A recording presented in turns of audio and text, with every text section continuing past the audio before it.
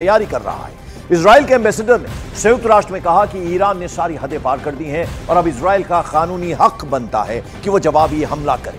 वहीं ईरान ने दावा किया है कि उसने 72 घंटे पहले ही अपने तमाम नेबर्स और साथ में अमेरिका को यह बतला दिया था कि वो हमला करने वाला, यानी ईरान कहना यह चाहता है कि उसने अमेरिका को पहले चेता दिया था, बता दिया था कि हमले को नाकाम करने की तैयारी का उन्हें एक तरह से मौका दे दिया था।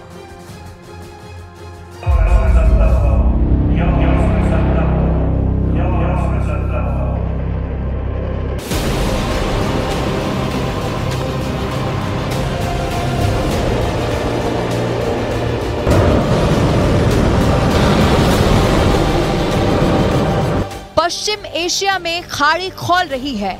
इजराइल ने ऐलान कर दिया है कि अभी ये खत्म नहीं हुआ है। ईरान ने जिस तरह से इजराइल को सीधे निशाने पर लेते हुए सैकड़ों मिसाइल और ड्रोन से हमले किए, उसे इजराइल जंग का ऐलान मानता है।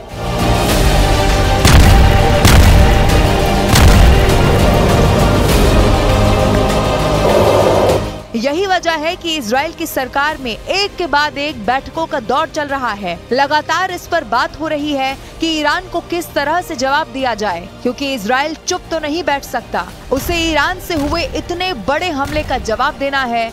बस अभी ये तय नहीं हुआ है कि ये जवाब कैसा होगा और इस पर कब एक्शन लिया जाएगा।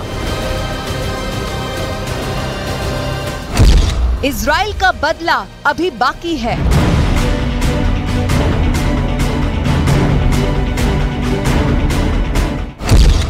तेल अवीव का ऐलान, तेहरान से घमासान।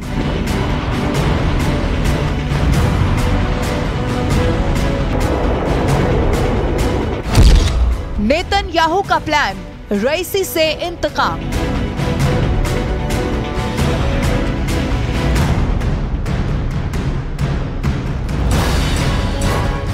गाजा में इजराइल ने बारूद की बारिश करके दुनिया को दिखा दिया कि उसके जखीरे से निकले विनाशक हथियारों की ये तो महज शुरुआत है और ये ईरान के लिए चेतावनी थी।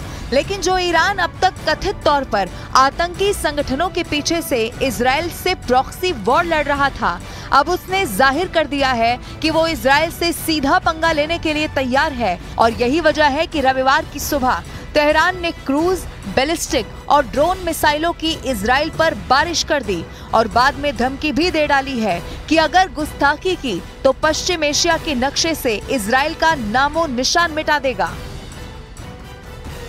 این عملیات از نظر ما خاتمه یافته است و قصدی بر ادامه این عملیات وجود نداره، اما چنانچه رژیم صهیونیستی اقدامی رو علیه جمهوری اسلامی ایران چه در خاک ما و چه در مراکز متعلق به ما در کشور سوریه یا جای دیگری انجام بده، عملیات بعدی ما بسیار بزرگتر از این انجام خواهد شد.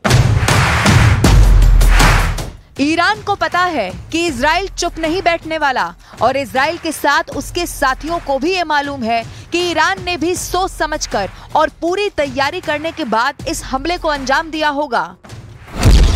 लिहाजा इजराइल अपनी वॉर कैबिनेट में जवाबी हमले की तैयारी करने में जुटा है। तो अमेरिका इजराइल को रोकने के लिए बयान दे चुका है और ईरान किसी भी जवाबी हमले की सूरत में फुल स्केल वॉर छेड़ने के लिए तैयार बैठा है।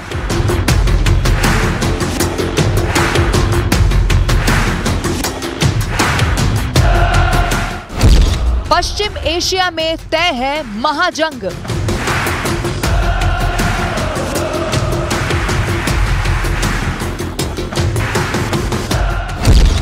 नेतन्याहू छोड़ेंगे नहीं, रईसी रुकेंगे नहीं।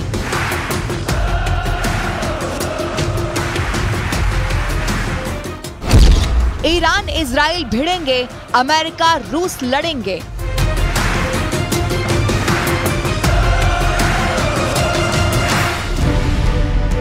अमेरिका भले ही इस युद्ध को टालने के लिए इजराइल को ईरान पर जवाबी कार्रवाई न करने का अल्टीमेटम दे रहा है, लेकिन उसे ये मालूम है कि इजराइल रुकने वाला नहीं है।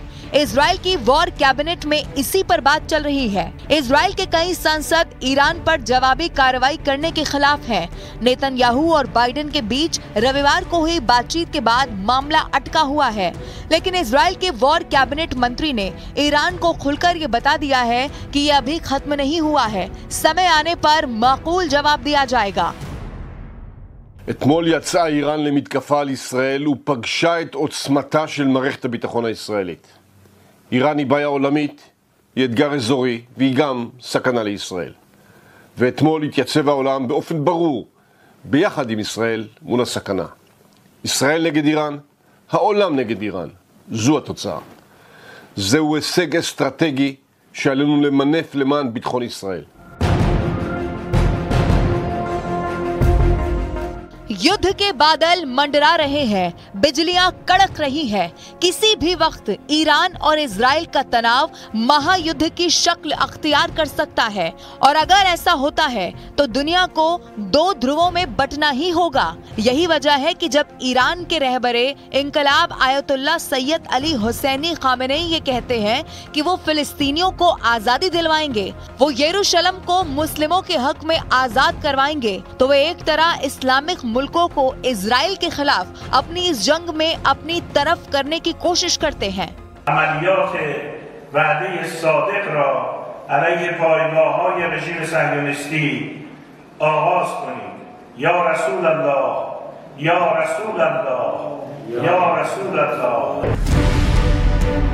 ईरान ने एक और दावा किया है। उसने इजराइल पर जिस हमले को अंजाम दिया तो उससे पहले हमले की जानकारी उसने अमेरिका के साथ साथ अपने पड़ोसी मुल्कों को पहले से ही दे दी थी और ये कहा था कि ये हमला इजराइल को सबक सिखाने के लिए है, न कि उसके साथ युद्ध छेड़ने के लिए। ما به کاخ سفید طی پیامی بامداد امروز اعلام کردیم که عملیات ما محدود و حداقلی و با هدف دفاع مشروع و تنبیه رژیم اسرائیل صورت می‌گیرد. मतलब साफ है कि ईरान को भी अमेरिका के जंग में कूदने का डर है, लेकिन साथ ही वो इजराइल को सीरिया में उसके कॉन्सुलेट पर हुए हमले का जवाब दिए बिना रह नहीं सकता था। हालांकि इस बार ईरान ने सीरिया में हुए उसके ठिकाने पर हमले का जवाब इजराइल के किसी विदेशी ठिकाने पर हमला करके नहीं दिया है, बल्कि उसने सीधा इजराइल पर हमला बोल दिया है और इस हमले को तेल अवीव जंग के ऐलान के तौर पर देख रहा है।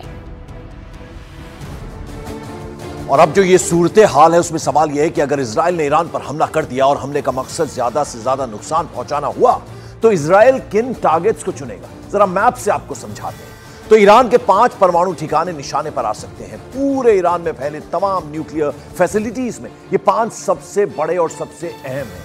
इनमें आराक है, फोर्दो, नतांज, इस्फहान और बुशहर। ये वो ठिकाने हैं जिनमें से कुछ पर तो ड्रोन हमले हो भी चुके हैं और इसके लिए ईरान इजराइल को जिम्मेदार ठहराता रहा है। इजराइल के भीतर सबसे बड़ा डर यह है कि ईरान का परमाणु हथियार से संपन्न वो है और इजराइल ये दावा कर चुका है कि ईरान के पास 5 से ज्यादा एटम